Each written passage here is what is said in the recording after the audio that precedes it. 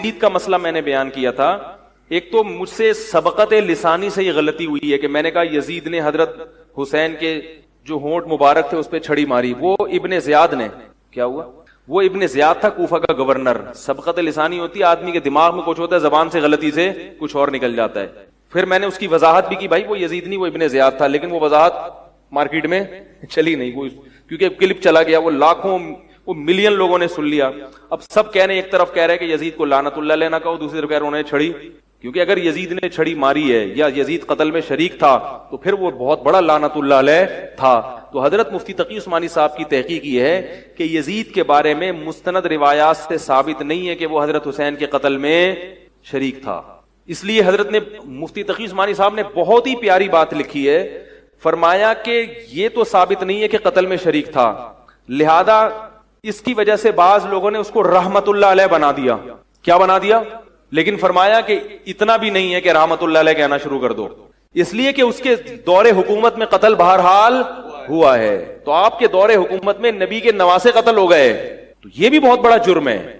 اس لیے انہوں نے اعتدال والی بات کہی کہ اس ہاں یہ پھر ایک بڑا جرم یہ کہ پھر وہ کوفہ کے گورنر کو معزول کیوں نہیں کیا, معزول کیوں نہیں کیا کوفہ کے گورنر کو, یہ بہت بڑا سوال ہوتا ہے. تو اس سوال کی وجہ سے بھی ہم یزید کو اچھا نہیں کہہ نہیں سکتے, ہم اس کو اچھا. پھر سوال پہ لعنت اللہ علیہ کیوں نہیں کہہ رہے؟ بھائی لعنت اللہ کہنے میں احتیاط کر رہے ہیں. احتیاط اس لیے کہ عین ممکن ہے کہ اس کے پاس کوئی عذر ہو کہ میں ابن زیاد کو معزول نہیں کر سکتا. بعض دفعہ گورنر اتنا مضبوط ہوتا ہے کہ آپ نے اس کو معزول کیا تو آپ کے خلاف کیا ہو جاتی ہے. آپ ہم گھر میں نہیں دیکھتے, لوگ میرے پاس کیس آتے ہیں. ایک صاحب نے میرے پاس کیس آئے کہ بیگم کے معاذ اللہ اللہ نہ کہے, بولتے ہوئے بھی ڈر لگتا ہے کسی سے تعلقات ہو گئے. میں نے کہا طلاق دے دو, کہہ رہے نہیں دے سکتا میں, سالے پکڑ کے کوٹ دیں گے مجھے. ٹھیک ہے نا. تو جب ایک چھوٹے سے گھر میں انسان معذور ہو سکتا ہے تو حکومت بھی بہت سی چیزوں میں معذور ہو سکتی ہے. لیکن پھر بھی یہ ایسے دلائل نہیں ہے کہ ہم اس سے یزید کی تعریفیں شروع کر دیں. تو اس لیے اعتدال والی بات کیا ہے؟ توقف. یوں بولو بھائی اللہ تعالیٰ حضرت حسین کے قاتلوں پر 100 مرتبہ لعنت فرمائے, نام لینے کی ضرورت نہیں ہے, کیونکہ تاریخ میں بہت کچھ الٹا پلٹا کر کے مسخ کر کے پیش کیا گیا ہے. اور اگر کسی عالم کی تحقیق ہے کہ یزید کو لعنت اللہ علیہ کہا جائے تو وہ اگر اپنی تحقیق پہ مطمئن ہے تو ان کو کہنے دو, ان کو بھی ملامت کرنے کی ضرورت نہیں ہے. شیعہ حضرات کی اگر واقعی یہ تحقیق ہے, اپنے ذاکروں سے سن کے نہیں, ذاکروں نے تو نیپال میں مردوں کو زندہ کیا ہے, آج کل نئی رپورٹ آئی ہے. کچھ شیعہ میں سمجھدار بھی ہوتے ہیں الحمدللہ, انہوں نے خود کمنٹ کیے کہ یہ ذاکر کیا ہیں, یہ ہمارے مذہب کو کیا کر رہے ہیں, بدنام کر رہے ہیں. تو میں نے کہا چلو ان کو اتنا تو احساس ہوا کہ کن لوگوں کو لا کے تم نے بٹھایا ہوا یہاں پہ. نیپال میں مردے زندہ ہو رہے ہیں, حضرت عباس آ کے مردوں کو زندہ کر رہے ہیں, صبح ماتم ہوا, پتہ نہیں کیا کیا. اتنے تو ہمارے والے جو ہیں وہ حضرت جی وہ بھی نہیں پھینکتے. خیر, تو کیا کہہ رہا تھا یار میں, ہاں تو اگر کسی شیعہ محقق کی تحقیق ہو, واقعی محقق ہو کہ تحقیق ہو کہ واقعی یزید اس میں, تو اپنی تحقیق اگر اس کی ہے وہ اس بیس پر یزید پر لعنت کرتا ہے تو ہمیں اس پر بھی کوئی اشکال نہیں ہے. ہم تو لوگوں کو اپنا موقف بتا رہے ہیں کہ بھائی ہمارے سامنے چونکہ ثابت نہیں ہوا اس لیے ہم احتیاط کر رہے ہیں. اچھا تو بالکل نہیں کہیں گے, ٹھیک ہے نا, اتنا, کیونکہ اگر بالفرض شریک ہوا اور قیامت میں اللہ نے پوچھ لیا کہ تم نے اس کو رحمت اللہ علیہ کیوں کہا, اس کا جواب دو, تو ہمارے پاس کوئی جواب نہیں ہوگا, پکڑے جائیں گے ہم. کیونکہ حضرت حسین جو نبی کے نواسے ہیں ان کا معاملہ معمولی درجے کا نہیں ہے, بڑا نازک مسئلہ ہی ہے. تو اگر کسی کی تحقیق ہے تو اس بیس پہ کہتا ہے تو ہمیں اس پہ کوئی اعتراض نہیں ہے. لیکن اپنا موقف تو انسان بیان کر سکتا ہے نا کہ بھئی ہمارے سامنے ابھی تک دلائل سے واضح جتنی بھی روایتیں اگر آپ اٹھائیں گے اس میں لنگڑے لولے راوی بہت نظر آئیں گے اس میں. تو اس لیے حضرت مفتی تقی عثمانی صاحب کی بات میری رائے میں سب سے زیادہ معتدل ہے, جیسے کہ وہ ہمیشہ معتدل بات ہی کرتے ہیں.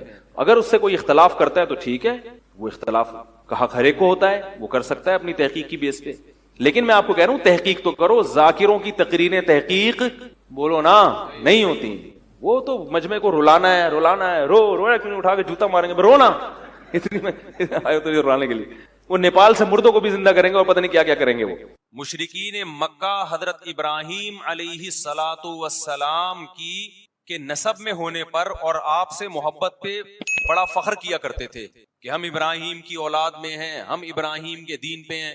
اللہ نے کیا فرمایا رسول اللہ صلی اللہ علیہ وسلم سے کہ ان اول الناس بابراہیم للذین اتبعوہ, اے نبی آپ ان سے کہہ دیجئے ابراہیم سے محبت کے خالی پیلی کے دعوے مقبول نہیں ہیں. ابراہیم کے زیادہ حقدار وہ ہیں جو ابراہیم علیہ السلام کی اتباع کرتے ہیں, اور یہ پیغمبر اور صحابہ یہ ابراہیم علیہ السلام کے دین کو فالو کرتے ہیں, اور تم ابراہیم کے دین کو فالو نہیں کر رہے, ان سے محبت کے دعوے دار ہو. تو خالی محبت کے دعوے داری اللہ کے ہاں مقبول نہیں ہے. اللہ کے ہاں وہ محبت کی دعوے مقبول ہیں جس میں آپ محبوب کو فالو کر رہے ہوں. سیدنا حسین ابن علی رضی اللہ تعالی عنہ جو جنت کے جوانوں کے سردار ہیں, آپ سے محبت کا دعویٰ اس وقت مقبول ہوگا جب آپ سیدنا حسین کی سیرت کو فالو کریں گے.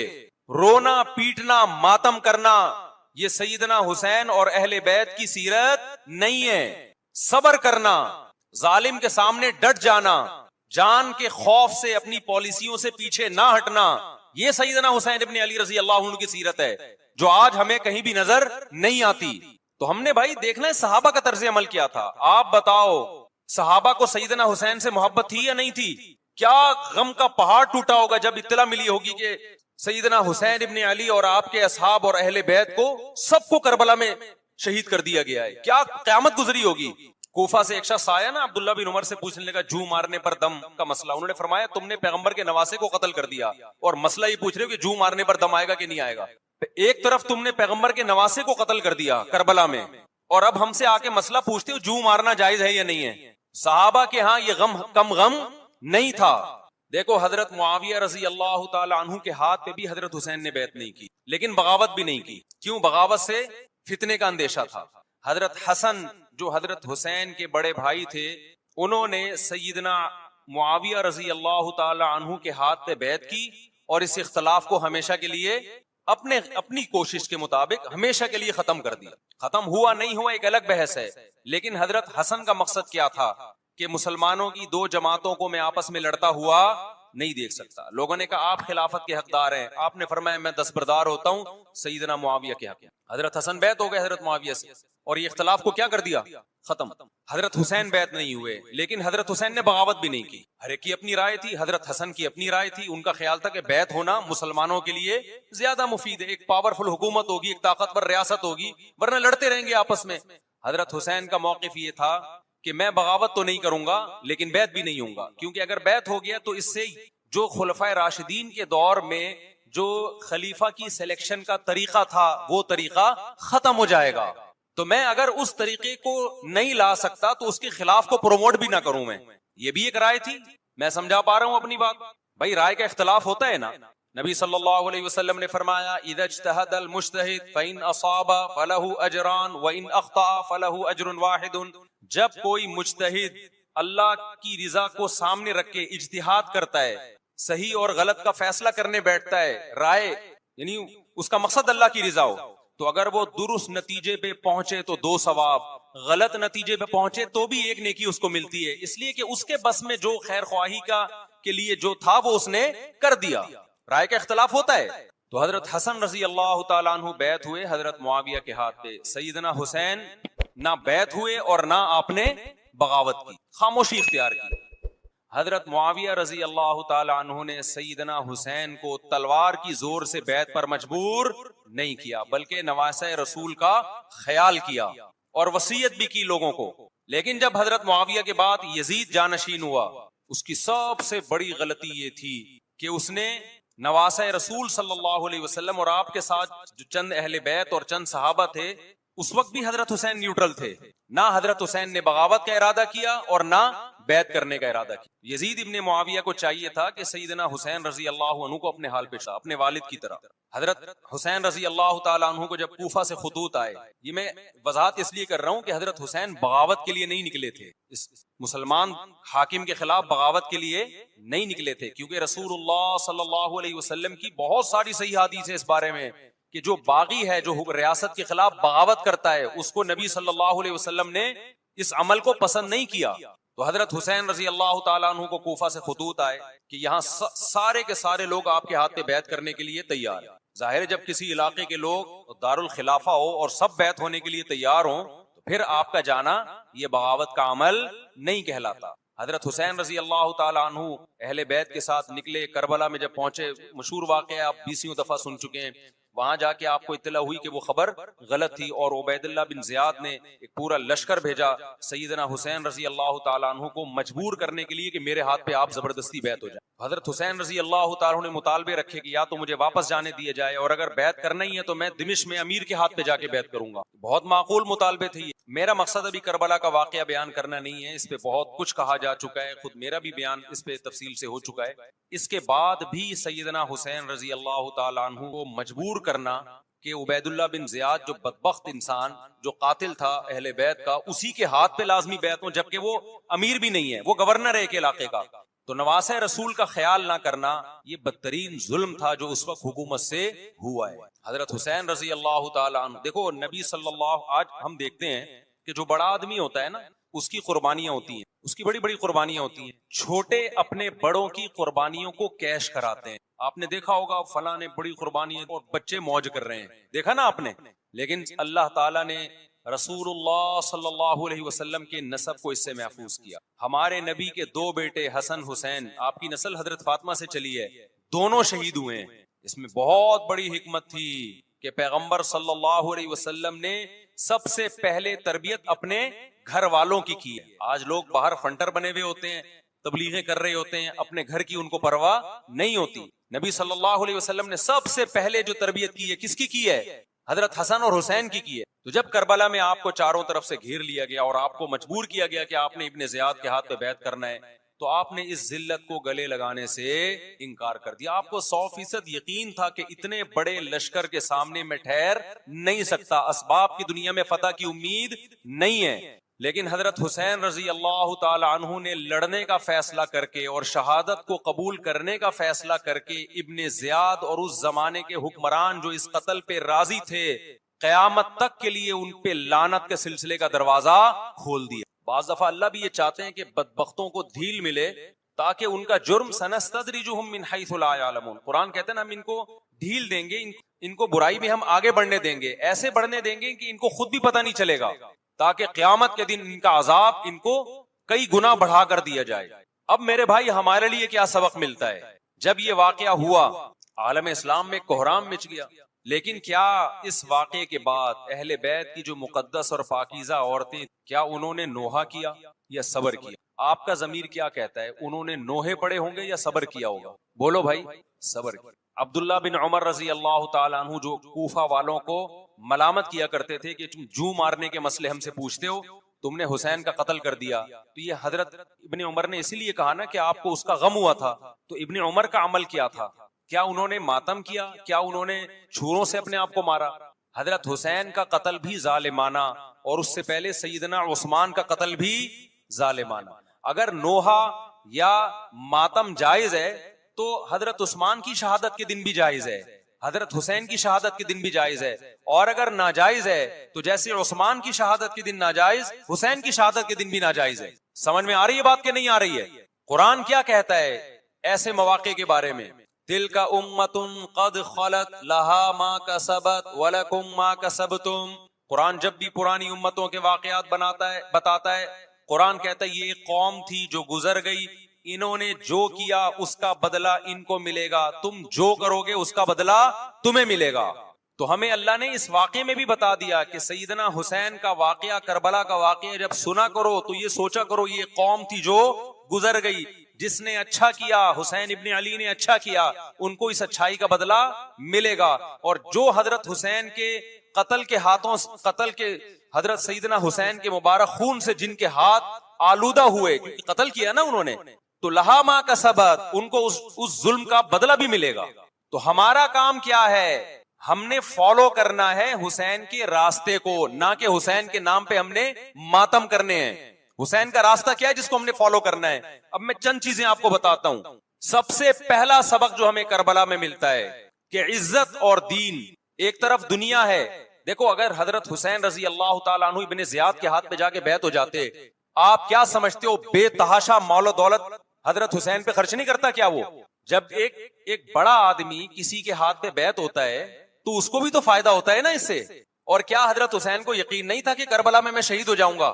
فتح اور نصرت کی اسباب کی دنیا میں کوئی امید نہیں تھی، مگر آپ نے اہل بیت کو کربلا میں رسوا کرنے پر عزت کی موت کو ترجیح دی ہے۔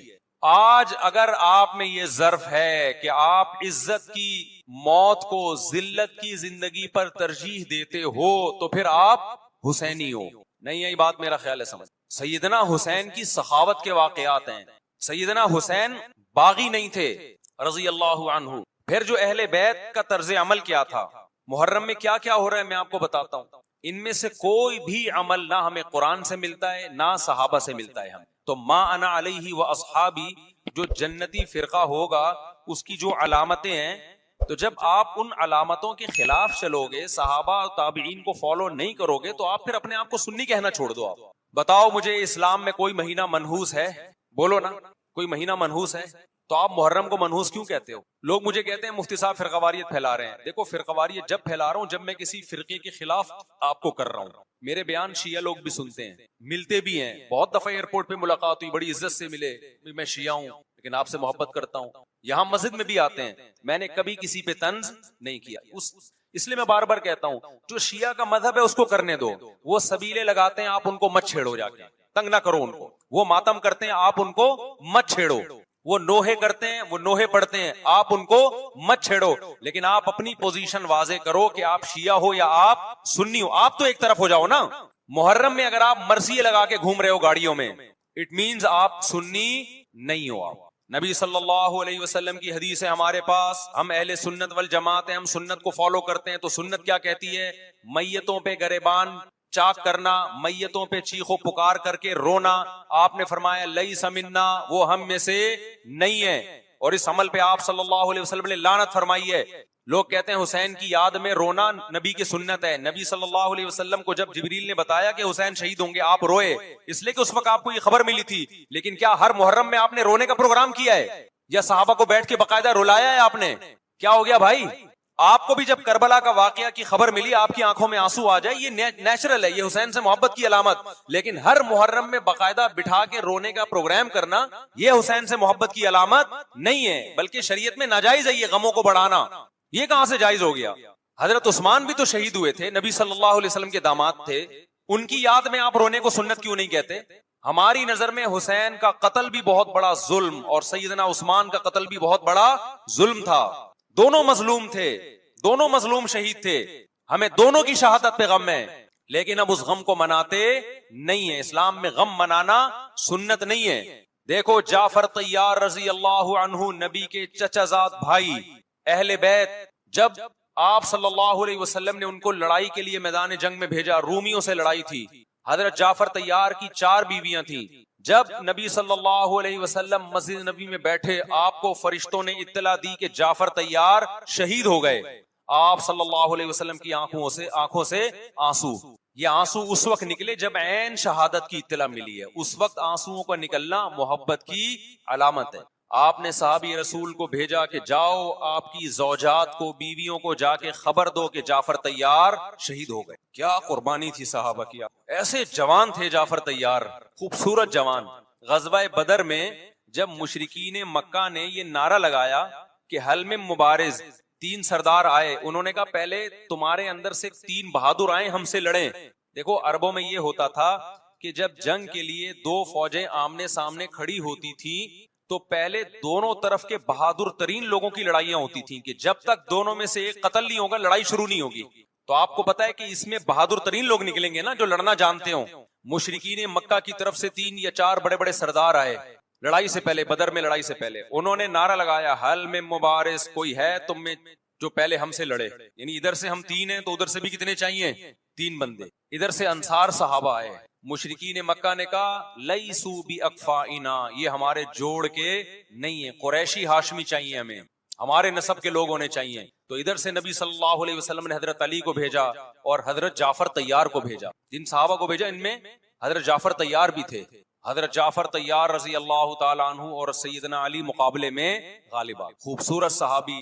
نجاشی کے سامنے آپ نے تقریر کی ہے, ہجرت کی ہے نا جب حبشہ کی طرف, تو نجاشی نے پوچھا جعفر طیار سے کہ تمہارے پیغمبر جو کلام لے کر آئے ہیں وہ سناؤ. حضرت جعفر طیار رضی اللہ تعالی عنہ نے سورہ مریم پڑھنا شروع کر دی. کاف ہا یا عین صاد, ذکر رحمت ربک عبدہ زکریا اذ نادى ربه نداء خفيا قال رب اني وهن العظم مني واشتعل الراس شيبا وَلَمْ أَكُنْ بِدُعَائِكَ رَبِّ شَقِيًّا وَإِنِّي خِفْتُ الْمَوَالِيَ مِنْ وَرَائِي وَكَانَتِ امْرَأَتِي عَاقِرًا فَهَبْ لِي مِن لَّدُنْكَ وَلِيًّا۔ ایسی حضرت مریم اور عیسیٰ ابن مریم کی سیرت کو سورہ مریم میں بیان کیا حضرت جعفر طیار نے کہ نجاشی روتے روتے اس کی داڑھی تر، اور جتنے پادری بیٹھے تھے سب کی داڑیاں تر ہو گئی روتے روتے۔ تو یہ تقریر جو نجاشی کے اسلام کا سبب بنے، بادشاہ کو مسلمان کرنے والے کون تھے؟ حضرت جعفر طیار۔ اور آپ کے چھوٹے چھوٹے بچے، 4 جوان بیویاں ہوں، چھوٹے چھوٹے بچے ہوں، اور ایسے میں میدان جنگ میں لڑتے ہوئے شہید ہو جائیں تو پیغمبر اور صحابہ پہ کیا قیامت ٹوٹی ہوگی؟ لیکن ہمارے نبی صلی اللہ علیہ وسلم کی آنکھوں سے کیا تھے؟ صرف آنسو موتی کی طرح ٹپک رہے تھے، اور آپ صحابہ کو اطلاع دے رہے تھے کہ جعفر طیار شہید ہو گئے، اور جاؤ ان کے گھر والوں کو بتا کے آ جاؤ۔ کتنی بڑی قربانی ہے یا نہیں ہے؟ جب خبر دینے والا آپ کی ازواج کو بتا کے آیا کہ جعفر طیار شہید، تو آپ کے گھروں سے خواتین کے رونے کی آوازیں، آپ صلی اللہ علیہ وسلم نے فرمایا ان سے بولو کہ اپنی آواز کو پست کرو۔ پھر چیخو پکار کی آواز آئی تو آپ نے فرمایا کہ اگر دوبارہ چیخو پکار کی آواز آئے تو ان کے منہ پہ خاک پھینک دو۔ وہ شہید کی بیوہ تھیں، اور شہید بھی کتنے مقدس، ان کو بھی نبی صلی اللہ علیہ وسلم نے نوحہ کرنے کی اجازت نہیں دی۔ اس دن جس دن غم پہنچا ہے اس دن بھی چیخو پکار کی اجازت نہیں دی ہے، تو آپ بتاؤ اگلے سال اس تاریخ کو چیخو پکار کی کیسے اجازت مل جاتی؟ نہیں آئی میرا خیال ہے بات سمجھ میں۔ جب غم پہنچا ہے اس وقت چیخنے چلانے کی اجازت نہیں ہے۔ چھوٹے چھوٹے یتیم بچے حضرت جعفر طیار کے، چھوٹے چھوٹے یتیم بچے، کتنا غم ہوتا ہے جب چھوٹے چھوٹے بچے، ان کا باپ دنیا سے چلا جائے، کتنا ترس آتا ہے ان کے اوپر۔ تو ہمارے نبی کو بھی ان یتیم بچوں پہ بھی ترس آیا، ان بیواؤں پہ بھی ترس آیا، لیکن نہ نبی صلی اللہ علیہ وسلم چیخو پکار کر کے خود روئے، اور نہ آپ نے ان کی ازواج کو رونے کی اجازت دی ہے۔ سمجھ میں نہیں آ رہی میرا خیال ہے بات؟ میرا مقصد شیعوں پہ طنز کرنا نہیں ہے، ان کا جو مذہب ہے ان کو اس پہ چلنے دو۔ میرا مقصد ہے آپ اپنی پوزیشن واضح کرو کہ آپ ادھر ہو یا ادھر ہو، کسی کو تنگ مت کرو، نہ کسی پہ فتوے لگاؤ کفر اسلام کے، نہ کسی کو جہنمی قرار دو۔ اپنی پوزیشن آپ فیصلہ کرو کہ آپ اگر ادھر جانا ہے تو پورے ادھر چلے جاؤ، پھر یہ آدھا تیتر آدھا بٹیر والا معاملہ مت کرو۔ وہ ان کا مذہب ہے بھائی، ان کے علماء ان کو بتاتے ہیں کہ محرم میں کالے کپڑے پہننے ہیں، محرم میں ماتم کرنا ہے، محرم میں کو منحوس سمجھنا ہے، اس میں شادی بیاہ نہیں کرنا۔ ان کے علماء ان کو بتاتے ہیں، ان کو چلنے دو اس پر۔ دنیا میں بہت سے فرقے ہیں، بہت سے مذہب ہیں، ہم کسی کو نہ ختم کر سکتے ہیں، نہ کسی کے خلاف نفرت پیدا کر سکتے ہیں، اس سے کوئی چیز حاصل نہیں ہوگی۔ کسی سے نفرت کرنے کی ضرورت نہیں، کسی پہ فتوے لگانے کی ضرورت نہیں، لیکن آپ کو اپنی پوزیشن واضح کرنی پڑے گی کہ میں کہاں کھڑا ہوا ہوں۔ اگر آپ سنی ہو تو پھر اہل سنت والجماعت صحابہ تابعین کو فالو کرتے ہیں، حدیث کو فالو کرتے ہیں، اور حدیث میں ہمیں ماتم کرنا، نوحہ کرنا، گریبان چاک کرنا اس کی پرمیشن نہیں ہے، بلکہ اس سے روکا گیا ہے، اس عمل کو حرام اور ناجائز قرار دیا گیا ہے۔ بات آ رہی ہے سمجھ میں؟ باقی جو شیعہ حضرات کرتے ہیں، ہمارے دوست ہیں شیعہ، میں مذاق میں نہیں کہہ رہا، ملتے ہیں ہم سے، میں کبھی ان سے مذہب کے ٹاپک پہ بات نہیں کرتا، نہ ان کو کبھی چھیڑتا ہوں کہ آپ یہ کیوں کر رہے ہو، یہ کیوں نہیں کر رہے۔ بھائی اس کا مذہب ہے، وہ اس کا فرقہ ہے، جو کرنے دو اس کو، ہم نہیں کرتے، کیونکہ ہم اہل سنت والجماعت میں۔ سمجھ میں آ رہی ہے بات کہ نہیں؟ پھر ربیع الاول کا مہینہ آئے گا، اس میں بھی آپ اپنی پوزیشن واضح کرو کہ آپ ادھر ہو یا ادھر ہو۔ 2 فرقے ہیں، دیوبندی بریلوی۔ میں نہیں کہہ رہا کہ کون جنتی کون جہنمی، لیکن بر صغیر میں جن کو دیوبندی کہا جاتا ہے وہ نظر و نیاز تیجے 40 کے قائل بولو نہیں، ان کی کتابوں میں لکھا ہوا ہے، وہ اس کے قائل نہیں۔ اگر کوئی بزرگ ان میں قائل گزرا بھی ہے تو وہ اس کا ذاتی تفرد ہے، اس کو علماء نے فالو نہیں کیا، اس کو ان کی اجتہادی غلطی قرار دیا۔ ربیع الاول میں جلوس نکالنا یا مزار بنانا یا مزاروں پہ جانا اس نیت سے کہ وہاں جا کے ہم کوئی قوالی پڑھیں گے یا کچھ بھی، ہمارے ہاں قبرستان جانا صرف اس لیے ہے کہ آخرت کی یاد تازہ ہو، بس، اس کے علاوہ اور کوئی کانسیپٹ نہیں ہے۔ ہمارے ہاں قبر ایک بالش سے زیادہ اونچی بنانا جائز بولو نا نہیں ہے، قبر پکی کرنا جائز نہیں ہے، تیجے 40 میں کرنا جائز بولو نہیں۔ آج ایک صاحب آئے، کہنے لگے میری ساس کا 40واں ہے، فجر میں کہنے لگے مجھے، کہہ رہے میں نہیں گیا تو بڑا مسئلہ ہو جائے گا۔ میں نے کہا بھائی ایک فیصلہ کرو، گرین چینل یا وائٹ چینل، ایک طرف ہو جاؤ بھائی، کیونکہ وائٹ چینل میں یہ جائز نہیں ہے، نہ 40واں نتیجہ ہے۔ اب لوگ مذاق اڑاتے ہیں، مر گیا مردود نہ فاتحہ نہ درود، بھائی کچھ بھی کہتے رہو تو پھر پورے ادھر کو ہو جاؤ، یا تو پورے وائٹ ہو جاؤ یا پورے کیا ہو جاؤ، پورے گرین ہو جاؤ، پھر تیجا بھی کرو، 40واں بھی کرو، برسی بھی کرو، اور پھر اس کے بعد جھنڈے بھی لگاؤ ہرے رنگ کے۔ میں نہیں کہہ رہا دیوبندی صحیح ہے یا بریلوی صحیح ہے، دیکھو میں یہ بحث نہیں کر رہا، میری بات کو غلط نہ لے کے جانا، میں کہہ رہا ہوں آپ اپنی پوزیشن واضح کرو صحیح غلط تو اگلا مرحلہ ہے. آپ کیا ہو آپ کو تو یہی نہیں پتا چل رہا. آپ ربیع الاول میں ہرے جھنڈے لے کے گھوم رہے ہو, رمضان میں آپ وائٹ چینل بنے ہوئے ہو, محرم میں آپ بلیک چینل بنے ہوئے ہو, تو پتہ ہی نہیں چل رہا تو ہے کیا بھائی. جب 73 فرقوں میں ایک جنتی ہے تو ایک کو فالو کرو نا جس کو جنتی سمجھتے ہو. اگر آپ سمجھتے ہو کہ بلیک چینل یا شیعہ فرقہ جنتی ہے تو پورے شیعہ ہو جاؤ بھائی. اگر آپ سمجھتے ہو بریلوی فرقہ جنتی ہے تو پورے بریلوی ہو جاؤ. تو جس کو سمجھتے ہو وہ بن جاؤ, لیکن پورے بنو, ادھورے مت بنو, آدھا آدھا نہ لو. بات سمجھ میں آ رہی ہے؟ میں پھر بتا رہا ہوں, نہ میں کسی کو جنتی کہہ رہا ہوں نہ جہنمی. میں یہ نہیں کہہ رہا دیوبندی جنت میں جائیں گے یا بریلوی جائیں گے یا شیعہ جائیں گے, یہ تو اللہ فیصلہ کرے گا. ہم تو وہ کریں گے جو ہماری کھوپڑی میں آ رہا ہے. ہماری کھوپڑی میں یہ آ رہا ہے کہ جس کو بھی کرو تو ایک کو کرو پورا, تاکہ ایک طرف ہو جاؤ. آدھے تیتر آدھے بٹیر مت بنو آپ, اور دوسرے کو چھیڑو بھی نہیں. چھیڑنے کی بھی ضرورت نہیں ہے. کوئی جو کر رہا ہے کہ بھائی اس کا مذہب ہے. دیکھو ہندو مندر میں جاتا ہے نا, ہماری رائے کے مطابق صحیح کر رہا ہے غلط کر رہا ہے, غلط کر رہا ہے, لیکن ہم چھیڑتے ہیں کیا؟ اسلام نے اجازت دی اس کو چھیڑنے کی کہ ہندو جا رہا ہے اس کو پکڑ کے لا کیوں جا رہا ہے بھائی؟ اسلام بولا ہے بھائی لکم دینکم ولی دین, تمہارے لیے تمہارا دین, ہمارے لیے ہمارا دین. لا اکراہ فی الدین, دین میں زبردستی نہیں ہے. جو کر رہا ہے اس کو کرنے دو. تبھی اسلامی تاریخ میں کوئی ایک مندر بھی ہمارے علم میں نہیں ہے کہ اس میں ہندوؤں پہ پابندی لگی ہو کہ مندر نہیں جا سکتے. جب تک اسلامی حکومتیں رہی ہیں, ہندوستان میں 1000 سال مسلمانوں نے حکومت کی ہے, اگر ہندوؤں کو مندر جانے سے روک دیتے تو آج یہ مندر ختم ہوتے. اسلامی حکومت جب ختم ہوئی ہے تو بھی مندر لاکھوں کی تعداد میں مندر تھے. اسلام مسجد جانے کا حکم دیتا ہے, یہ چرچ جانے کا. بولو مسجد. چرچ جانے کو غلط سمجھتا ہے کیونکہ وہاں غیر اللہ کی, عیسیٰ ابن مریم کی عبادت ہو رہی ہے. لیکن کیا اسلام آپ کو پرمیشن دیتا ہے کہ کوئی عیسائی چرچ جا رہا ہو تو آپ اس کو روکو کہ تو کیوں جا رہا ہے مسجد میں آ؟ اجازت دیتا ہے؟ یا اسلام یہ کہتا ہے کہ اس سے بدتمیزی شروع کر دو آپ؟ بولو کیا ہو گیا؟ آپ کو سبق یاد کرا رہا ہوں میں, بدتمیزی شروع کر دو. یا اسلام یہ اجازت دیتا ہے کہ اس سے اچھا سلوک نہ کرو؟ قطعاً اجازت نہیں, بلکہ قرآن تو کہہ رہے ہیں ان اللہ یحب المقسطین, جو غیر مسلم تم سے لڑ نہیں رہے میدان جنگ میں ان سے تمہیں اچھا سلوک کرنا پڑے گا, کیونکہ اللہ اچھا سلوک کرنے والوں کو پسند کرتا ہے. صحابہ کرام غیر مسلموں کو بھی ہدیے دیا کرتے تھے, نبی صلی اللہ علیہ وسلم نے یہودیوں کو بھی ہدیے دیے.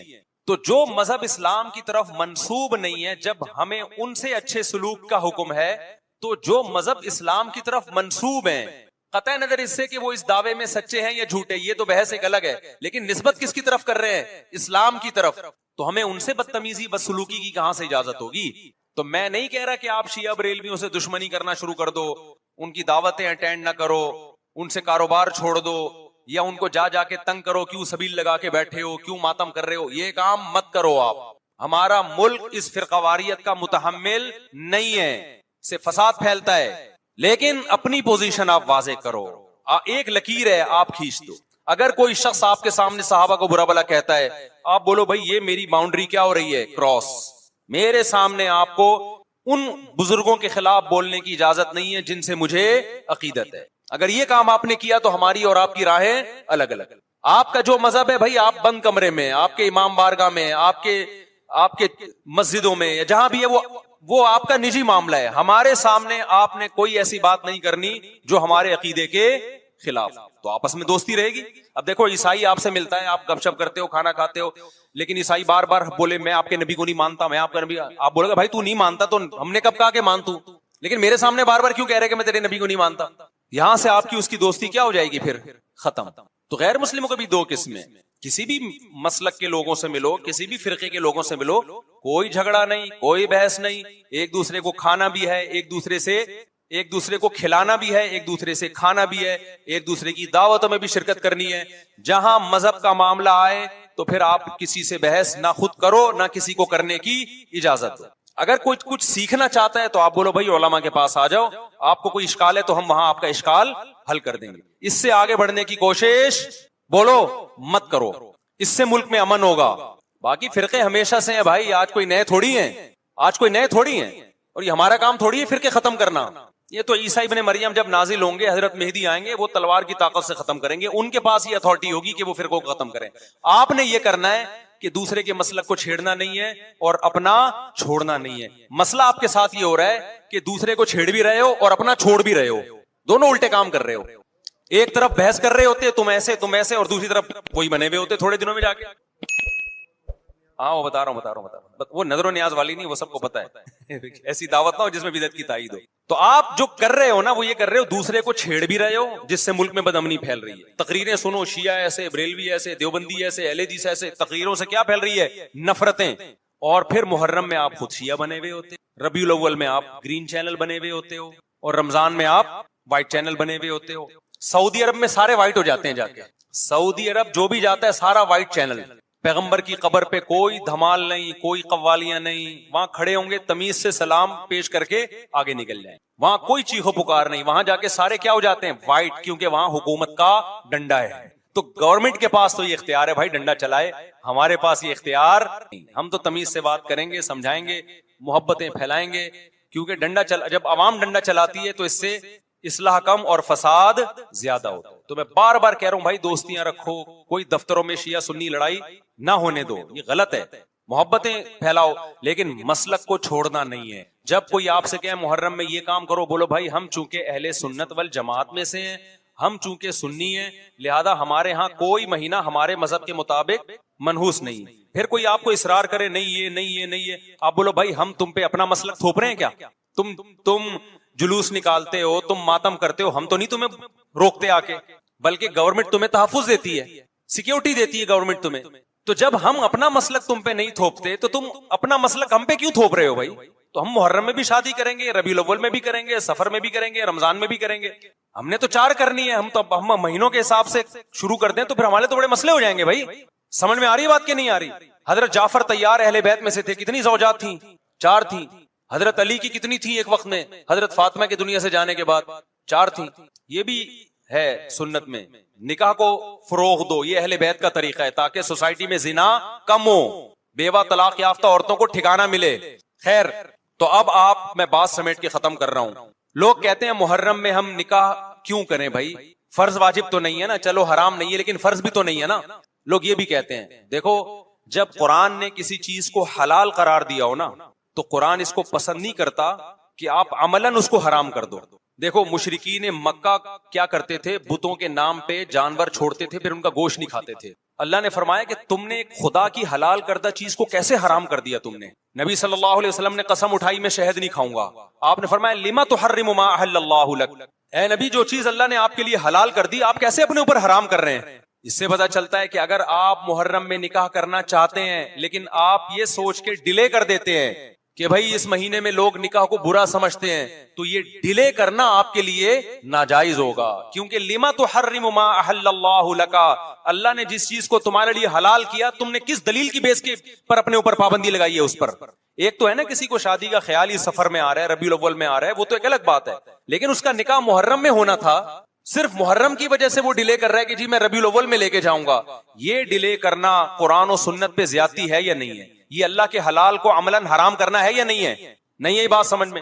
پھر اگر کوئی شیعہ آپ سے کہتا ہے کہ بھئی آپ ہمیں چھیڑنے کے لیے کام کر رہے ہو، آپ بولو نہیں بھائی ہم آپ کو چھیڑنے کے لیے نہیں کر رہے، آپ کا مسلک ہے آپ اس پر عمل کریں، ہمیں اس پہ کوئی اعتراض نہیں ہے. لیکن ہم کس کے پر عمل کریں گے؟ ہم اہل سنت والجماعت ہیں. کتنے صحابہ ہیں، خود نبی کی نکاح محرم میں ہوا ہے. اور ویسے بھی ہمارے ہاں شہادت ایک منحوس عمل نہیں ہے، شہادت ایک مبارک عمل ہے. 10 محرم پہلے سے فضیلت والا دن تھا، محرم پہلے سے فضیلت والا مہینہ تھا. حسین ابن علی کی شہادت سے اس مہینے کے تقدس کو 4 چاند لگ گئے اور مقدس ہو گیا یہ مہینہ.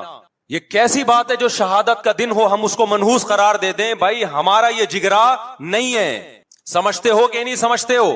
تو اس لیے محرم میں اگر کسی نے نکاح کرنا ہے اس کو ڈیلے مت کرو میرے بھائی.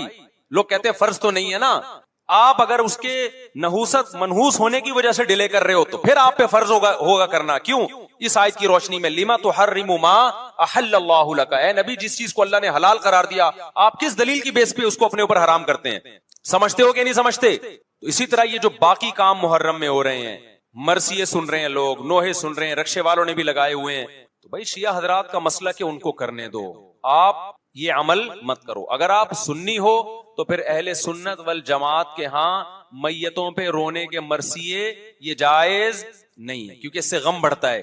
ہمارے نبی نے جعفر طیار رضی اللہ عنہ کی زوجہ کو، جن کا حقیقی غم تھا اس وقت، ان کو نہیں رونے دیا، تو ہمیں کیسے آپ صلی اللہ علیہ وسلم چیخو پکار کی اجازت دیں گے؟ اسی طرح محرم میں سبیلیں لگانا، اس کی بھی کوئی دلیل نہیں ہے. سیدنا حسین ابن علی تو پیاس ظلم سے شہید ہوئے. وہ ایک طرف آپ کہتے ہیں وہ پیاسے تھے ان کو پانی نہیں ملا، دوسری طرف آپ اس دن میں لوگوں کو پانی پلا رہے ہیں، تو اس کی لاجک بھی نہیں بنتی کوئی. اسلام نے 10 محرم کو روزے کا دن قرار دیا، روزہ اور سبیل جمع نہیں ہو سکتے. سمجھتے ہو کہ نہیں سمجھتے؟ آپ کہہ سکتے ہیں کسی کو پانی پلانے پر کون پابندی لگا سکتا ہے؟ پانی پلاؤ بھائی پورے سال، اسپیسیفک ان دنوں میں کیوں پلا رہے ہیں آپ؟ تو جو شیعہ حضرات ہیں ان کا مسلک ہے، ان کو کرنے دیں. میں بار بار اس لیے کہہ رہا ہوں ایسا نہ ہو چھیڑ چھاڑ شروع کر دے جا کے. پہلے ہی ملک میں لڑائیاں بہت ہو رہی ہیں، دوبارہ ایک نئی جا کے پتا یہاں بھی سبیل لگی ہوئی ہے، جا کے ان کو چھیڑنا شروع کر دو. سبیل کیوں لگا؟ چھیڑنے کی اجازت نہیں ہے کسی کو. آپ نہ لگائیں نہ پیئیں. بولے بھائی ہمارے لیے محرم ایسا ہے جیسے دوسرے مہینے ہوتے ہیں. 4 مہینے محترم ہے، محرم، رجب، ذی قعدہ، ذی الحجہ. تو جتنا ذی قعدہ ذی الحجہ ہے اتنا ہی محرم اور رجب ہے. تو جیسے ان مہینوں میں نارمل رہتے ہو اسی ان میں بھی ہم نے ایسے ہی رہنا ہے. سمجھتے ہو کہ نہیں سمجھتے ہو؟ اور حلیم کی دیگیں مت پکاؤ محرم کی راتوں. حلیم کھا سکتے ہو جب چاہو، اس خاص ان دنوں میں. اور ویسے بھی جو لوگ پوری رات حلیم کے دیگڑے میں گھوٹے لگاتے ہیں صبح روزہ نہیں رکھتے. کیا خیال ہے جب آپ پوری رات دیگڑے میں گھومتے رہو گے؟ دیکھا نہیں ہے پوری رات دیکھ کے اندر گھومتے رہتے ہیں جیسے موت کے کنویں میں نہیں بائک چلاتا بندہ. تو صبح روزہ رکھے گا ایسا آدمی؟ تو یہ ساری چیزیں آپ کو اس کام سے روکتی ہیں جو سنت سے ثابت ہے. تو اللہ تعالی ہمیں محرم میں وہ کچھ کرنے کی توفیق عطا فرمائے جس کی ہمیں اللہ، اس کے رسول اور صحابہ نے پرمیشن دی ہے، اور ان تمام باتوں سے اللہ ہمیں بچنے کی توفیق عطا فرمائے جس سے اللہ، اس کے رسول اور صحابہ نے ہمیں بچنے کا حکم دیا ہے. اللہ تعالیٰ سمجھنے کی، عمل کی توفیق عطا فرمائے. تصور بھی نہیں کیا جو اٹھتا ہے، کبھی امی عائشہ کے بارے میں، کبھی سیدنا معاویہ کے بارے میں، کبھی حضرت ابو بکر کے بارے میں، سب کی زبانیں کیا ہو گئی ہیں؟ کھل گئی. قرآن نے صحابہ کرام کی فضیلت بیان کی. محمد الرسول اللہ. دیکھو قرآن جب موسیٰ اور بنی اسرائیل کا بیان کرتا ہے نا تو سارے بنی اسرائیل کو اچھا نہیں کہتا. ان میں اچھے بھی تھے، ان میں برے بھی تھے. جو انہوں نے پیغمبروں کو ستایا اس کا بھی تذکرہ کیا. لیکن جب صحابہ کی بات آتی ہے، اگر صحابہ کی کسی مسٹیک کا بھی قرآن ذکر کرتا ہے تو اگلے ہی جملے میں ان کی تعریف کر دیتا ہے قرآن. جیسے سورہ حجرات آج ہم نے پڑھی ہے، اس سورہ حجرات میں اللہ نے کیا فرمایا؟ اے ایمان والو، اگر کوئی فاسق تمہارے پاس خبر لے کے آیا کرے تو اس کی تصدیق کر لیا کرو. صحابہ کو یہ خبر ملی کہ فلاں قبیلہ مرتد ہو گیا یا اس نے انکار کر دیا ہے، تو فوراً جو ہے نا صحابہ کرام نے اس خبر کی بیس پر اس قبیلے پہ چڑھائی کا ارادہ کیا. بعد میں پتا چلا وہ خبر غلط تھی. تو قرآن نے کہا تفتیش کے بغیر مت کیا کرو ایک کام. اگر کوئی فاسق تمہارے پاس خبر لے کے آتا ہے تو اس کی پہلے تفتیش کرو. یہاں ایک اشکال ہوتا ہے کہ جو خبر لے کر آئے تھے وہ بھی تم صحابی تھے نا، تو قرآن نے ان کو فاسق کیوں کہا؟ تو خوب سمجھ لیں، ایک فاسق اصطلاحی فاسق ہوتا ہے. اصطلاح میں فاسق اسے کہتے ہیں جو کسی کبیرہ گناہ کا مرتکب ہو اور توبہ نہ کی ہو اس نے. اور ایک فاسق قرآن کا یہاں مطلب یہ ہے کہ اس کام میں وہ فاسق تھا، یعنی جب وہ کام کر رہے تھے نا تو وہ کام ٹھیک نہیں تھا. جن صحابی نے آ کے اطلاع دی ہے وہ اطلاع بغیر تحقیق کے دے دی انہوں نے، تو یہ عمل ان کا فسق تھا. اس کی وجہ سے وہ اصطلاحی فاسق نہیں بنے، لغوی اعتبار سے فاسق بن گئے. اس کی میں مثال دیتا ہوں، اس سے بات سمجھ میں آئے گی. قرآن کہتا ہے قابیل اور حابیل نے قربانی پیش کی، حابیل کی قبول ہو گئی، قابیل کی رد ہو گئی. تو قابیل نے حابیل کو دھمکی دی، حسد کی وجہ سے میں تجھے قتل کر دوں گا. تو حابیل نے کہا انما یتقبل اللہ من المتقین، اللہ پرہیزگار لوگوں کی قربانی قبول کرتا ہے، نافرمانوں کی قبول نہیں کرتا. اب یہاں سوال پیدا ہوتا ہے، اچھا بھائی ہم جو بقرعید میں قربانی کرتے ہیں اگر ہم نیک ہوں گے تو قربانی قبول ہوگی، ہم اگر گٹکے مٹکے لگا رہے ہیں اور آڑے ترشے کام کر رہے ہیں تو پھر ہمیں قربانی کرنی نہیں چاہیے کیونکہ ہماری قربانی قبول ہوگی نہیں. کیونکہ نیک لوگوں کی قربانی قبول ہوتی ہے، اور قربانی کیا ہر عمل نیک لوگوں کا قبول ہوتا ہے، تو بروں کا تو ہوتا ہی نہیں. تو اس کا مطلب برے کو نیک کرنا ہی نہیں چاہیے. کیا خیال ہے؟ تو خوب سمجھ لیں، یہاں متقین سے اصطلاحی متقی مراد نہیں ہے، ٹرم ہے متقی، ان کو کہا جاتا ہے جو گناہوں سے بچتے ہیں. یہاں مراد یہ کہ جو عمل آپ کر رہے ہیں نا اس عمل میں متقی ہوں آپ، عمومی سطح پہ متقی ہوں یا نہیں ہوں. کیا مطلب؟ جو قربانی کرتے ہوئے اللہ کی رضا کے لیے کر رہا ہو تو یہ قربانی کے عمل میں متقی ہے، لہذا اللہ کی رضا کے لیے کرے گا تو قربانی قبول ہوگی، چاہے حقیقت میں متقی نہ بھی ہو، اس موقع پہ یہ متقی ہے. اور اگر کوئی حقیقت میں نیک ہے، متقی ہے، لیکن اس موقع پہ یہ قربانی اللہ کے لیے نہیں کر رہا تو قربانی کے عمل میں یہ متقی نہیں ہے، تو اس موقع پہ اس کی قربانی قبول نہیں ہوگی. سمجھ میں آ رہی ہے بات کہ نہیں آ رہی؟ بھائی کیا ہو گیا؟ جب آپ نماز پڑھو تو اللہ کہتا ہے متقیوں کی نماز قبول ہوگی. کیا مطلب؟ نماز پڑھنے کے عمل میں آپ پرہیزگار ہونے چاہیے، یعنی اللہ کے لیے کر رہے ہوں، دنیا کے لیے نہ کر رہے ہوں. بے شک ویسے آپ گنہگار ہوں لیکن نماز اگر اللہ کے لیے پڑھیں گے، اس عمل میں متقی ہوں گے تو اللہ کی طرف سے آپ کو اجر ملے گا، اللہ اس نماز کو قبول کرے گا. نماز ہو، زکوٰۃ ہو، تلاوت ہو، کوئی بھی عمل، اس عمل میں جب تک آپ متقی ہیں تو عمل قبول ہے. حقیقت میں متقی ہو یا نہ ہو ایک الگ معاملہ ہے. تو یہاں بھی جو صحابی کو قرآن نے کہا نا کہ فاسق اگر خبر لے کر آئے، تو فاسق اس معنی میں کہا کہ اس وقت خبر پہنچانے میں وہ فسق کے مرتکب تھے بغیر تحقیق کے. یہ مطلب نہیں ہے کہ اس کی وجہ سے وہ فاسق بن گئے. فاسق بنتا جب ہے جب کبیرہ گناہ کا ارتکاب کرے اور اس پر اصرار کرے، توبہ نہ کرے. نہیں آئی بات میرا خیال ہے. تو اس لیے کوئی صحابی فاسق نہیں ہے. ہاں بعض دفعہ فسق کا ارتکاب ہوا ہے جس سے ان کو توبہ کی توفیق ملی ہے. فسق کا ارتکاب ہوا ہے. بعض صحابہ سے زنا بھی ہوا، توبہ کی انہوں نے. بعض صحابہ سے غلط فہمی میں انہوں نے خبر پھیلا دی جس سے انہوں نے کیا کی؟ توبہ کی. تو چونکہ خبر پھیلاتے ہوئے وہ فسق کے مرتکب ہو رہے تھے، اس معنی میں فاسق کہا ہے. لیکن اس کی بیس پر یہ کہنا کہ کسی صحابی کو قرآن فاسق کہہ رہا ہے، کیا مطلب فاسق؟ اس معنی میں کہہ رہا ہے کہ وہ برے لوگ تھے. اس معنی میں فاسق نہیں کہہ رہا قرآن، بلکہ آگے تو تعریفیں کر رہا ہے قرآن. سمجھتے ہو بات کو؟ پھر جن صحابہ نے ان کی بات کو درست سمجھ کے یقین کر لیا، ان کو بھی قرآن تنبیہ کر رہا ہے کہ تمہیں بغیر تحقیق کے اس خبر پہ عمل نہیں کرنا چاہیے تھا. یہ جب ہے جب ہم مان لیں کہ یہ صحابی تھے. اور اگر یہ کوئی منافق تھا جس نے خبر پہنچائی ہے تو پھر تو ویسے ہی فاسق ہونا ثابت ہو گیا نا. میں تو صرف یہ بتا رہا ہوں کہ اس آیت کی روشنی میں کسی صحابی کو فاسق کہنے کی اجازت نہیں ہے. سمجھتے ہو؟ آگے چلتے ہیں ہم. آگے قرآن کہہ رہے کہ وَلَكِنَّ اللَّهَ حَبَّبَ إِلَيْكُمُ الْإِيمَانَ وَزَيَّنَهُ فِي قُلُوبِكُمْ. لیکن تم نے جو اس کی خبر مان لی نا بغیر تحقیق کے، غلط کیا اور حملے کا ارادہ کر لیا، تو اللہ کہتے ہیں یہ تم سے غلطی ہوئی، لیکن اس غلطی کی بیس اچھی ہے. یہ بہت ٹیکنیکل پوائنٹ کی بات ہے سمجھنے کی. اس غلطی کی بیس غلط، قرآن کہہ رہا ہے تم نے غلط کیا کہ ایک شخص کی بات پر یقین کر کے فوراً کسی مسلمان قبیلے پہ چڑھائی کا ارادہ کیوں کر لیا تم نے؟ یہ غلط کیا تم نے. لیکن اس غلط اور گناہ جو غلط کام ہے اس کی بیس بڑی کیا ہے؟ خاندانی. وہ خاندانی کیا ہے؟ حبب الیکم الایمان. اللہ نے تمہارے دلوں میں ایمان کی بہت زیادہ محبت ڈال دی. وزینہ فی قلوبکم. تمہارے دلوں میں ایمان کو بہت مزین کر دیا ہے. تو تم نے جب سنا کہ فلاں قبیلہ دین سے پیچھے ہٹ گیا ہے تو غیرت اور حمیت میں تفتیش کی ضرورت محسوس نہیں کی تم نے. بعض کام غلط ہوتے ہیں، بیس اس کی کیا ہوتی ہے؟ اچھی ہوتی ہے. تو اس میں جذبات میں آ کے آدمی ایسا کام کر لیتا ہے جس کا رزلٹ اچھا نہیں نکلتا. لیکن وہ جذبات کی بیس ٹھیک ہوتی ہے. مثال کے طور پر آپ کو پتا چلا یہ بندہ جو ہے لوگوں کو نقصان پہنچا رہا ہے اور چوریاں کر کے غلط وہ کر رہا ہے. آپ نے بڑھا کے اتنا زور سے تھپڑ مارا کہ دانت نکل گئے اس کے. کیا نکل گئے؟ کیونکہ آپ کو چوری سے بہت نفرت ہے. تو ہم آپ کو تھپڑ لگائیں گے اسی حساب سے بدلے میں کہ آپ نے اس کو اتنی زور سے تھپڑ مارا کیوں. لیکن ہم کہیں گے یار یہ تھپڑ جو اس نے مارا ہے نا، مارا کس وجہ سے ہے؟ غیرت اور حمیت. اس کو چوری سے بڑی نفرت ہے. لیکن واقعی جب نفرت ہو تو ہے ہی ہے. ورنہ آج کل جو چوروں کو تھپڑ مار رہے ہوتے ہیں نا، خود بہنوں کی وراثت کھا کے بیٹھے ہوئے ہوتے ہیں. وہ ویسے ہی غریبی میں مار رہے ہوتے ہیں. چلو سب مار رہے ہیں تو ہم بھی ذرا گینس بک آف ورلڈ میں ہمارا بھی نام آئے گا، ہم نے بھی 6 چور مارے. لیکن بعض دفعہ غلطی. تو قرآن کہہ رہا ہے یہ تمہاری غلطی تھی، لیکن اس غلطی کی بیس کیا تھی؟ حبب الیکم الایمان. اللہ نے تمہارے دلوں میں ایمان کی محبت اتنی زیادہ ڈال دی ہے کہ تمہیں لگا کہ وہ قبیلہ ایمان سے پھر گیا ہے تو بس ایک دم تم کیا ہو گئے؟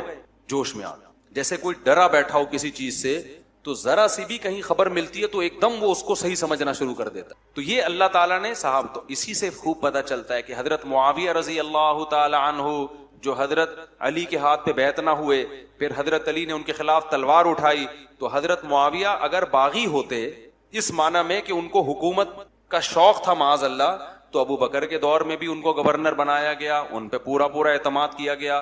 حضرت عمر کے دور میں بھی اعتماد کیا گیا. غلطی ابو بکر سے ہو سکتی تھی، عمر سے بھی ہو رہی ہے، انہوں نے بھی، حضرت عثمان نے بھی، اور حضرت علی نے بھی ان کی گورنری کو معزول نہیں کیا. انہوں نے کہا حضرت معاویہ نے کہ عثمان کا جو قتل ہوا ہے نا، سیدنا عثمان کا، وہ بے گناہ قتل ہوئے ہیں. تو حضرت عثمان سے محبت اور ان کی مظلومیت نے ان کو جوش دلایا کہ میں حکومت وقت پہ دباؤ ڈالوں گا، جب تک حضرت عثمان کے قاتلوں سے قصاص نہیں لیا جاتا میں علی کے ہاتھ پہ بیعت نہیں ہوں گا.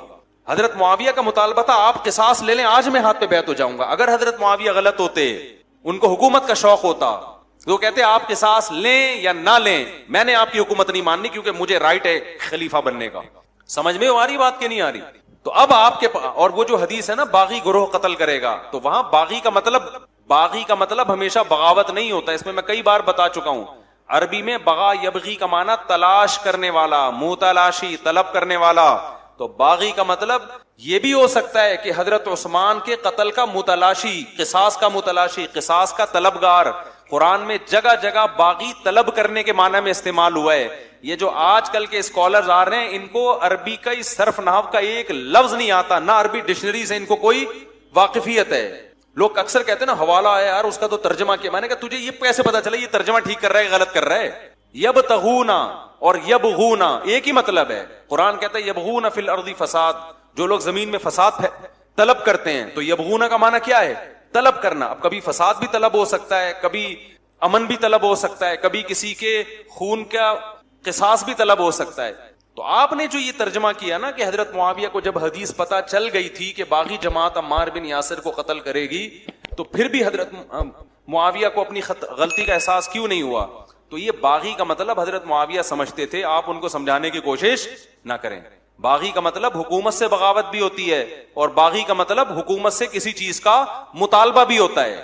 تو یہ باغی ہمیشہ نیگیٹو معنی میں نہیں ہوتا. سمجھتے ہو کہ نہیں سمجھتے؟ اور ویسے بھی ایک بات بتاؤ، جب بھی فیصلہ کیا جاتا ہے کسی کے بارے میں تو ایک حدیث کو دیکھ کے کیا جاتا ہے یا بہت ساری حدیثوں کو دیکھ کے؟ بہت ساری حدیثوں کو دیکھتے ہیں تو صحابہ کے فضائل بیان ہو رہے ہیں، اس میں سارے صحابہ. قرآن ان کی غلطیوں کی بھی تعویلات کر رہا ہے کہ غلطی تھی لیکن اس کی بیس اچھی تھی، غلطی تھی لیکن اس کی بیس اچھی تھی. اتنے مضبوط دلائل. اور ایک طرف بخاری کی ایک روایت، تو ایک روایت کو لیں گے یا وہ مضبوط دلائل کو لیں گے ہم؟ قرآن کہہ رہا ہے محمد الرسول اللہ، محمد اللہ کے رسول ہے، والذین معہ اور جو محمد کے ساتھ ہیں، جو محمد کے ساتھ ہیں یعنی جتنے بھی ایمان والے. یا تو آپ بولو نقل کفر نباشت، حضرت معاویہ مسلمان نہیں تھے، معاذ اللہ. آپ کیا منافقت کر رہے ہو؟ ایک طرف آپ ان کا ایمان والا بھی بول رہے ہو، رضی اللہ عنہ بھی لگا رہے ہو، اور دوسری طرف کہہ رہے ہو کہ حضرت عثمان کے جو حضرت معاویہ کے خلاف جان کر بغاوت کر رہے تھے، حکومت کی لالچ تھی، معاذ اللہ. تو پھر تو معاذ اللہ فاسق ہو گئے نا، پھر تو معاذ اللہ کیا ہو گئے؟ فاسق. تو قرآن کیا کہہ رہا ہے؟ قرآن ان کے ایمان کی گواہیاں دے رہا ہے. میں بھی یہ آیتیں پوری پڑھوں گا. دوسری بات ہے اجماع امت. اجماع امت سے پتا چلتا ہے کہ حضرت معاویہ فاسق نہیں تھے، کیونکہ فاسق کی حدیث لینا جائز نہیں ہے. جو کبیرہ علانیہ گناہ کا مرتکب ہو، محدثین کی نظر میں کیا ہے؟ وہ بدعتی کی حدیث لے سکتے ہیں، بدعتی کی نظریے غلط ہیں لیکن عمل ٹھیک ہے اس کا. فاسق کی حدیث نہیں لے سکتے، اس پہ اعتماد نہیں ہے. لیکن حضرت معاویہ کی حدیثیں بخاری میں بھی ہیں، صحیح مسلم میں بھی ہیں، ابو داؤد میں بھی ہیں، سنن ابن ماجہ میں بھی ہیں، سنن ترمذی میں بھی ہیں، بہقی میں بھی ہیں، مصنف ابن ابی شیبہ میں، مصنف عبد الرزاق میں. حدیث کی کون سی کتاب ہے؟ مسند احمد میں کون سی کتاب ہے بھائی جس میں حضرت معاویہ سے حدیث نہ لی گئی ہو؟ امام بخاری بھی لے رہے ہیں یار. تو اگر حضرت معاویہ حکومت کے معاذ اللہ لالچی تھے، معاذ اللہ، اور حضرت علی سے ان کا اختلاف ذاتی بنیادوں پہ تھا، تو بتاؤ اس سے بڑا پھر کوئی جرم تھا کہ داماد رسول کے خلاف تلوار اٹھ رہی ہے اور نیت صرف زمین پہ قبضہ کرنا ہے، ٹکڑا لینا ہے. اس سے بڑا فسق کیا ہوگا؟ اور اس کی بیس پہ کتنے لوگوں کا قتل ہو رہا ہے. تو پھر ان سے حدیث لینا جائز نہیں تھا. یہ وہ تمام سوالات ہیں جن کا آج کے ان اسکالرز کے پاس کوئی جواب نہیں ہے جو حضرت معاویہ رضی اللہ تعالیٰ عنہ پہ الزامات لگاتے ہیں. اور لوگ ہم سے کہتے ہیں علی کے فضائل کیوں نہیں بیان کرتے، معاویہ کے کیوں بیان کرتے ہو؟ ہم حضرت علی کے بھی فضائل بیان کر چکے ہیں، ٹیلی ویژن چینلز پہ بیان کیے، حسن و حسین کے فضائل پہ بیان کیے ہیں.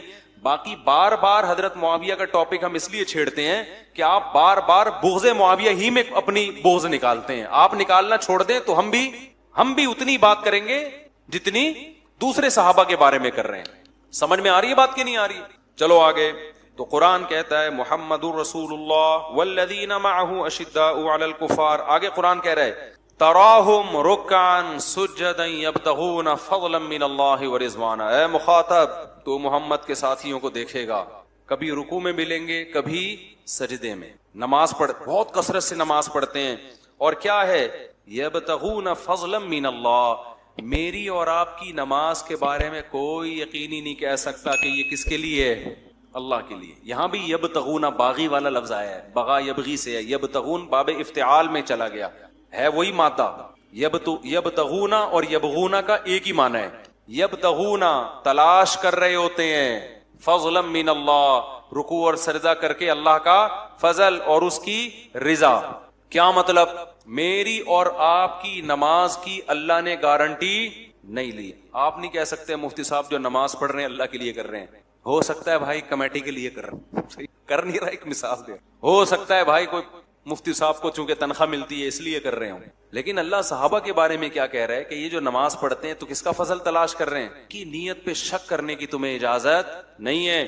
آگے قرآن کہہ رہا ہے سیماہم فی وجوہہم من اثر السجود.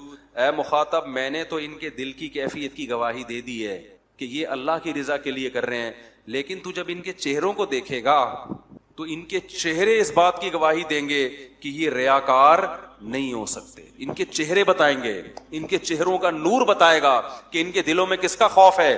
اللہ کا خوف ہے. آگے قرآن کہہ رہا ہے ذالک مثلہم فی التوراۃ. اللہ کہتے ہیں میں نے تورات میں موسیٰ کو جو تورات دی نا, اس میں میں نے بتا دیا تھا کہ جو آخری نبی آئے گا اس کی یہی علامتیں ہیں.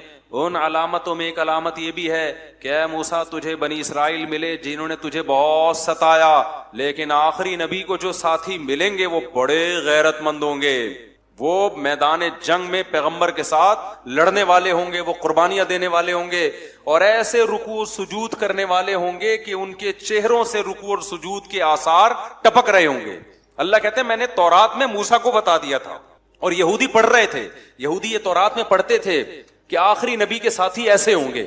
ان ساتھی جن کے قرآن اتنے فضائل بیان کر رہا ہے اور آپ چند تاریخی کتابیں اٹھا کے ان پہ طنز کر رہے ہو. حدیثوں کا مطلب بھی وہ لے کر آ رہے جو آپ کی کھوپڑی میں آ رہا ہے.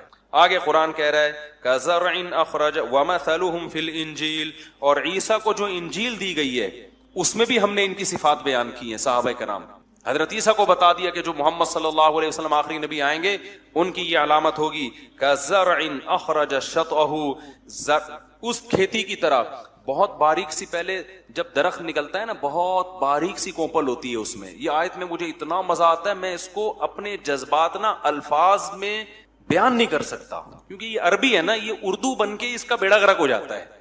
اب آپ کہیں پھڈا کر رہے ہو, پھڈے میں آپ نے ایسی کی تیسی کر دی, وہ کہتے ہیں انگلش میں کر دوں. یہ اب انگلش میں ترجمے کے بعد وہ جان رہے گی, اس میں رہے گی, ایسی کی تیسی ہو جائے گی نا. ترجمے میں تھوڑی وہ بات رہتی ہے یار.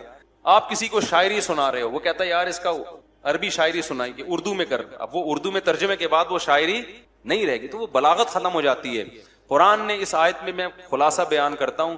قرآن کہہ رہا ہے کَزَرْعٍ أَخْرَجَ شَطْأَهُ. جیسے کوئی جب کھیتی نکلتی ہے نا تو باریک باریک کونپلے ہوتی ہیں. فَآزَرَهُ. کسان کیا کرتا ہے, اس کو نا ہواؤں کے جھونکوں سے بچاتا ہے. یار ایک ہوا کا جھونکا آیا نا یہ بیل اکھڑ جائے گی, یہ تھوڑی سی کونپل اکھڑ جائے گی. کیا مجھے یاد آ رہا ہے مولانا اعظم طارق صاحب کا ایک بیان تھا, بڑا خاندانی, انہوں نے اس آیت پر بیان کیا تھا کہ اتنا ہلا کے رکھ دیا تھا نا اس بیان میں. انہوں نے صحابہ کا نقشہ کھینچا تھا اس آیت کی روشنی کہ وہ جو کونپل تھی نا وہ صدیق تھے, جو قرآن کہہ رہا نا جس کو بچا کے وہ بلال تھے. جب پودا نکلتا ہے نا پہلے کیسے کسان اس کو بھائی اس کو جانور نہ کھا لے, پرندے نہ کھا لیں, ہواؤں کے جھونکوں سے لہرا رہا ہوتا ہے. ہوتے ہوتے ہوتے ہوتے قرآن کہہ رہا ہے فاستغلظ فاستوى على سوقه, پھر اپنے تنوں پہ کھڑا ہو کے مضبوط. اب بڑے بڑے طوفان بھی اس کو نہیں اکھاڑ سکتے. يعجب الزراع.